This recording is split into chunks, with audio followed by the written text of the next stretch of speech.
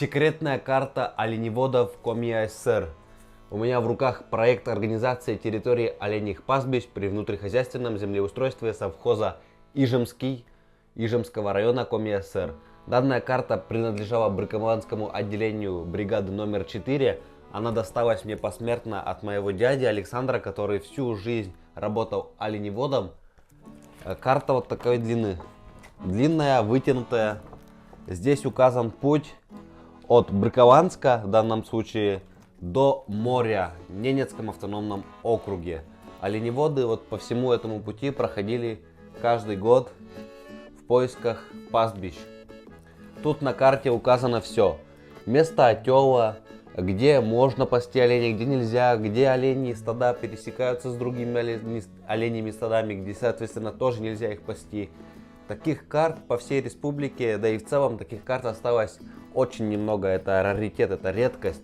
Поэтому, если у вас, друзья, тоже есть такая карта, то, пожалуйста, напишите мне в комментариях, что она у вас есть. С проектом «Территория Коми», с коллективом всем объявляем сбор таких карт. Вот, присылайте нам сначала фотографию, потом мы с вами свяжемся, и, возможно, придется вам отправить эту карту нам почтой. Мы в дальнейшем заламинируем и сохраним эти карты как исторический объект. Это у меня вторая карта. Первую оленеводческую карту мы изучали с Владимиром Егоровичем Ануфриевым де юре. На самом деле очень увлекательно изучать, как ходили наши предки пасти оленей. Это был очень сложный путь, который длился несколько месяцев. Несколько месяцев туда, несколько месяцев обратно.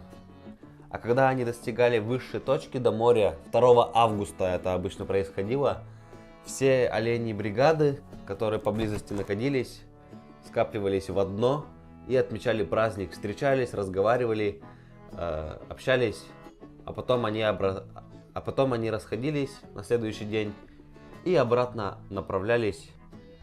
Оленеводы – народ кочующий. Летом они едут на север к морю, а зимой на юг тундры. Достижение этих двух географических точек празднуют. Летом такое событие совпадает с праздником День оленевода, который в календаре отмечен 2 августа. Как нетрудно догадаться, мы поехали с поздравлением именно на этот праздник. Прежде всего этот день, а я бы сказал сутки, потому что празднуют они до глубокой ночи, для встреч друзей, родственников, гостей. Оленеводы в тундре живут бригадами. Чаще в одной бригаде 10-15 человек. Не всегда в тундре 2 бригады могут встретиться и поговорить за жизнь. Именно для этого создан праздник День оленевода, когда все намеренно едут на встречу с друзьями, на заранее обговоренную нейтральную точку в тундре. Ребята, мы где-то посреди тундры сидим на вездеходе, среди нас куча детей, мы непонятно где вообще находимся, с нами известные артисты Республики Коми.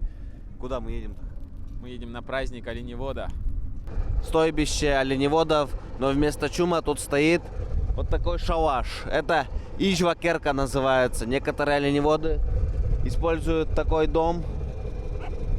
Он как палатка ставится из железных конструкций, укрывается брезентом или другим материалом. Внутри расположение чуть больше, чем в чуме места. Примерно такую же палатку, только чуть больше, поставили для празднования Дня оленевода. Там внутри стояли столы и много было еды. К зимой оленеводы живут ближе к югу, где-то тут, в селах Ижемского района, вот в селах, в северных селах, и пасут оленей там, где растет ягель, такой белый мох. Обычно это бывает в сосновых борах.